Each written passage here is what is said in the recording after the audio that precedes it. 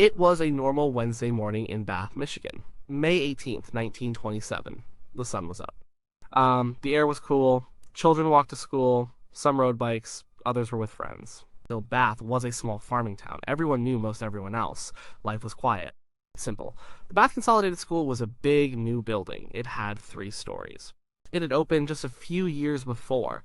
It was a source of pride for the town. It was the place where all the children went. At 8:45 a.m., everything changed. A massive explosion ripped through the north wing of the school.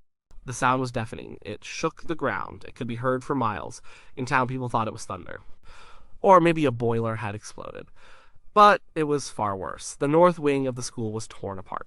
The walls crumbled. The roof caved in. Bricks flew everywhere. Dust and smoke billowed out. Inside, children and teachers were caught in the blast. They were buried under tons of rubble. The explosion killed many instantly. Many more were badly hurt. People living near the school heard the blast. They ran outside. They saw the destruction. They started running to the school. Parents, neighbors, farmers. They ran as fast as they could. When they got there, they saw a scene of horror. The north side of the building was a ruin. Children were crying, screaming. Some were silent, just lying there. The first people to arrive didn't wait. They started digging with their bare hands. They moved bricks. They pulled at broken wood. They searched for anyone alive. They found injured children. They pulled them out. They carried them away from the wreckage. Every minute counted. More help came quickly. People from other farms, doctors and nurses from nearby towns. The state police were called. The National Guard was called too. The whole town became a rescue effort. Cars and trucks rushed to the scene. They brought more helpers. They took the wounded to hospitals in Lansing. The dead were laid out in the schoolyard, covered with blankets. It was hard to believe what had happened. This was a school. These were children. But the terror was not over. Around 9:18 a.m., about half an hour after the first explosion, a man drove his car up to the school. It was Andrew Kehoe. He was a local farmer. He stopped his car near the main entrance. School superintendent Emery Hike was there. He was looking at the wreckage. He was talking to someone. Kehoe called Hike over. As Hike walked towards him, Kehoe shot him with a rifle. So Hike fell. Then Kehoe went back to his car. He set off more explosives inside it. The car exploded. The blast killed Kehoe. It also killed Superintendent Hoyk. It killed another postmaster, Glenn Smith. And it wounded several others standing nearby. The people at the school were stunned again. Another explosion. More deaths. But this time, they saw who was behind it. It was Andrew Kehoe. And the police started looking for more clues. They went to Kehoe's farm. What they found there made their blood run cold. They found the body of Kehoe's wife, Nellie. She was in a wheelbarrow. Her body was badly burned. The house and barn on Kehoe's farm were also destroyed. They had been rigged with explosives. They had blown up around the same time as the first school explosion, and then at the school they made another terrible discovery. Under the south wing of the building, police found more dynamite. Lots of it. It was wired to a timer. It was set to go off, but for some reason it had failed. If those explosives had gone off, the entire school building would have collapsed. Many more children would have died. It was clear this was not an accident. The final count was grim. 38 children died. Most were between 7 and 12 years old. 2 teachers died. Superintendent Hike died. The postmaster died. And Andrew Kehoe died. 45 lives were lost. 8 more people were badly injured. It was, and still is, the deadliest school attack in American history. The town of Bath was devastated, shocked, grieving. People kept asking the same question. Why? Why would anyone do this? To children? To their own community? The name Andrew Kehoe was whispered everywhere. He was the killer. But what made him do such a thing? People looked for answers. They needed to understand the darkness that had come to their quiet town. They wondered if it was an act of madness. Or something else, something like revenge. Andrew Kehoe was not some stranger. He was a known figure in Bath. He was born in 1872. He was 55 years old when he did what he did. Kehoe grew up on a farm.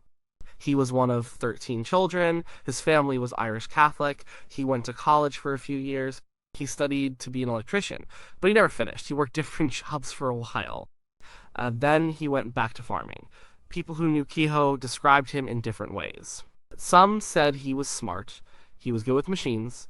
He could fix things. He was neat and orderly. His farm was always well kept. His house was clean. He was a skilled farmer. But there was another side to Andrew Kehoe. Many people saw him as difficult. He was known for being hot-tempered. He got angry easily. He held grudges. He was always right in his own mind. He didn't like to be crossed. He could be mean. He was sometimes cruel to his animals.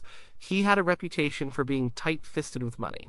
And he was seen as a loner. He didn't have many close friends. In 1912, Kehoe married Nellie Price. She was a bit older than him. They didn't have any children. Nellie was sick for many years. She had tuberculosis. This was a hard disease back then. It made her weak. She needed a lot of care. Kehoe cared for her, but it was a burden. Kehoe's relationship with the school board was also complicated. He was elected to the school board in 1923. He was seen as a good choice at first. He had an electrical background. He could help with the school's upkeep, but he soon clashed with other board members. He didn't like how money was being spent. He especially hated the property tax to pay for the new school. He thought it was too much.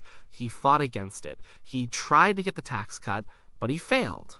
He resigned from the board a few months before the bombing. He was replaced by a man named M.W. Keyes. Kehoe's money problems were getting worse. This was the late 1920s. Farmers were having a tough time. Prices for crops were low. Debts were high. Kehoe's farm was mortgaged. He owed a lot of money. He fell behind on his taxes. The local government was going to foreclose on his farm. This meant he would lose everything. He would lose his home. He would lose his land. The sale of his farm was set for May 18, 1927, the very day of the bombing. He had received the legal notice. He knew he was going to lose his farm. This was a huge blow to him. His farm was his life, his identity. Losing it meant losing everything he had worked for, and he blamed others for his problems. He blamed the taxes. He blamed the school board. He blamed the community for not supporting him. People remembered odd things Kehoe did. He was seen buying a lot of dynamite, not just a little. It's a huge amount. He bought it over many months. He said it was for his farm, for blasting stumps. This didn't seem too strange at first. Farmers often use dynamite, but he bought so much, more than anyone would need. He also bought a new rifle. He was known to be working at the school often. He was on the school board for a while. He still helped out with maintenance. He knew the school building well. He knew the layout. He knew where things were. He knew how to get around inside without being noticed too much. He had access to the building. This would be important later. His neighbors also noticed a change in him. He became more withdrawn, more angry, more distant. He was seen working on his farm late at night. He seemed obsessed with something, but no one knew what it was. No one could have guessed. No one thought he would do something like this. Not Andrew Kehoe. He was just a difficult farmer, not a mass murderer. But the signs were there. If only someone had put them together. If only someone had understood the depth of his anger, the depth of his despair, and the dangerous plans forming in his mind. The question on everyone's mind was why? Why would Andrew Kehoe do such a thing? The answer, as people slowly pieced it together, seemed to center on revenge. Kehoe felt wronged. He felt the community had turned against him, especially regarding the school and its taxes. Kehoe had always been a man who believed strongly in his own opinions. When he was on the school board, he fought hard against the tax levy. This was a special tax that helped pay for the new consolidated school building. He thought it was too expensive. He thought it was a waste of money. He believed it was unfair to farmers like himself. He lost that fight. The tax stayed. He felt defeated. He also felt that the school system itself was bloated. Too fancy. Too much for a simple farming town. His personal financial situation was dire. The economy was bad for farmers. Crop prices were low. He had a mortgage on his farm. He had trouble paying it. He also fell behind on his property taxes. The township was going to foreclose. This meant they would take his farm and sell it to cover his debts. The notice of foreclosure arrived. The sale was set for May 18th. That was the day he blew up the school. Losing his farm was not just losing property. For a farmer, it was losing his entire way of life. It was losing his identity, his standing in the community. It was a deep shame. Kehoe, with his proud and stubborn nature, could not accept this. He saw it as a deliberate act against him. He blamed the people who benefited from the taxes. He blamed the school for existing. He blamed the system. He held the community responsible for his downfall. His anger grew. It festered. He felt cheated. He felt betrayed. He probably felt that if he was going to lose everything, he would make sure others lost too. And especially those he believed were part of his problem. The school was a symbol of his grievance. It was the target for his revenge. It was a place the community valued, a place they paid taxes for. By destroying it, he could inflict maximum pain and chaos on the very people he felt had wronged him. The death of his wife, Nellie, also played a part. She had been sick for years. She had tuberculosis. It was a difficult illness. She was in constant pain. Kehoe had cared for her, but it was a huge burden. In the days before the bombing, he had gone to Lansing to get her pain medicine. He came back without it. He told a neighbor that he couldn't get it, but later he told someone else that he decided not to get it. On the morning of May 18th, he killed her first. He put her body in a wheelbarrow. Then he set his farm on fire with explosives. This showed a complete break. He was erasing everything. Over his home, his wife, his life. Before he went to destroy the school, investigators found a note tied to the fence near his farm. It said, "Criminals are made, not born." This note, short as it was, spoke volumes. It suggested Kehoe felt he had been pushed to this extreme. He saw himself as a victim of circumstances, a victim of the system. He saw himself as someone who had been wronged so badly that he was forced to become a criminal. It was his twisted justification for his actions. He was lashing out. He was striking back. This was not a random act. It was deeply personal. It was fueled by resentment, by a feeling of injustice, by a desire for retribution. He wanted to make a statement. He wanted to make the community pay. Pay for his financial ruin, pay for his perceived humiliation. The school full of the community's children became the ultimate target. It was the most painful way he could strike back. It was an act of revenge, born from his own bitter heart and financial despair. Andrew Kehoe didn't just snap one morning. His terrible plan took months to prepare. It was careful, it was detailed, it showed a cold, calculating mind. This wasn't some spur-of-the-moment act of rage. It was a long, slow burn of resentment turning into deadly action. He started buying dynamite. Lots of it. Over a long period. He bought it in small amounts from different stores. He said it was for farm work. For blasting stumps. This made sense to the store owners. That farmers often use dynamite, but Kehoe bought far more than any farmer would ever need for a few stumps. He bought around a ton of it. That's 2,000 pounds. He also bought pyrrolitol, another explosive. He bought wiring, he bought batteries, he bought timers. He was gathering all the pieces for a massive bomb. Kehoe knew the school building well. He had been on the school board, he had helped with maintenance. He knew the layout, he knew the basement, he knew the crawl spaces, he knew where he could get in and out unseen. This was key to his plan. He had easy access, no one questioned him being there. He started planting the explosives. It took him a long time. He went into the school basement at night. Or early in the morning. When no one was around, he probably pretended to be doing repairs if anyone saw him. He carefully placed the dynamite, he wired it up, he ran the wires through the crawl spaces under the floors, he connected them to batteries, he attached timers, he set them to go off when school started. When the building would be full of children, he placed the bulk of the explosives under the north wing. This was the part that blew up first. He put more under the south wing. This was the part that failed. The south wing explosives were huge. They were enough to level the entire building. The fact that they didn't go off was pure luck, or maybe a loose connection, or a faulty timer. Whatever it was, it saved many lives. His plan wasn't just for the school, it included his own farm. On the same morning, he rigged his house and barn with explosives. He set them to go off shortly after the school. He probably killed his wife Nellie earlier that morning. Then he put her body in a wheelbarrow inside a shed. He wanted to destroy everything. His home, his wife, his farm, everything that was his life. He wanted to leave nothing behind. After setting his farm to explode, he drove to the school. He knew his plan was unfolding. He knew the north wing had already exploded. He parked his car. It was also packed with more explosives. This was his final act. He saw Superintendent Hike, the man who represented the school system he hated. He shot him.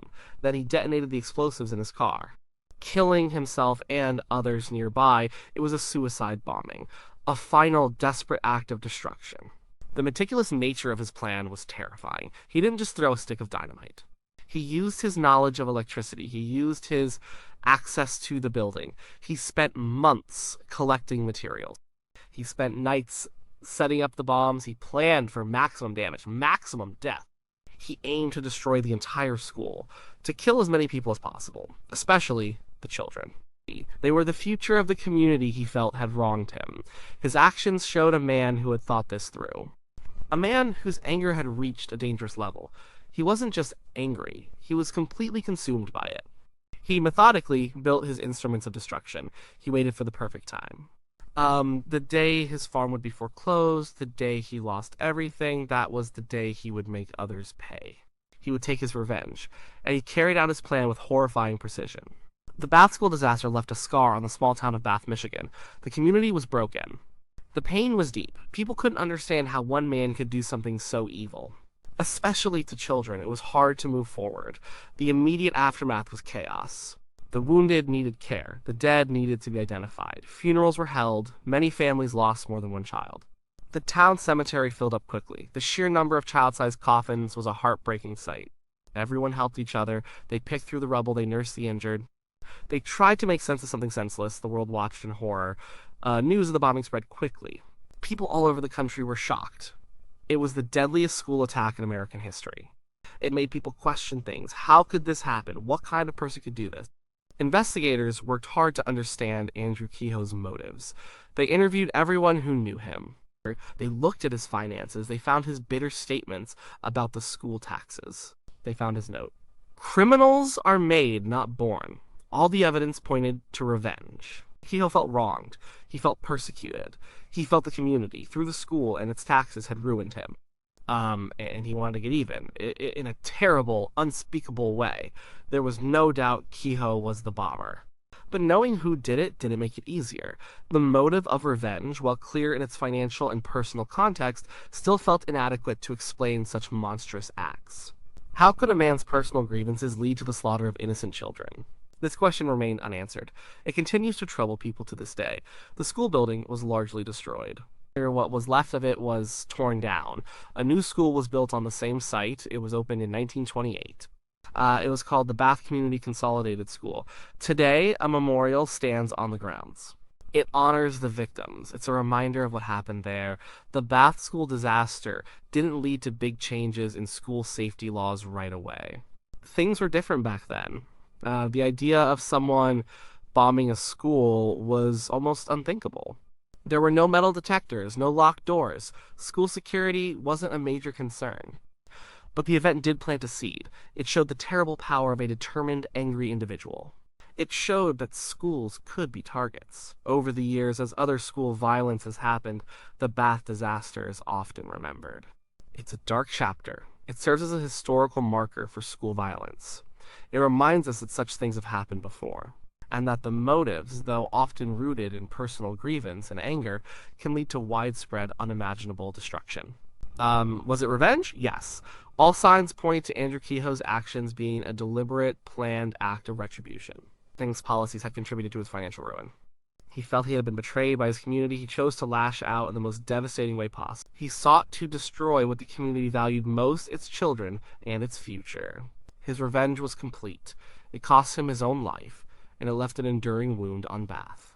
A wound that speaks of the deep, destructive power of resentment, and the tragic consequences when personal anger turns into mass violence.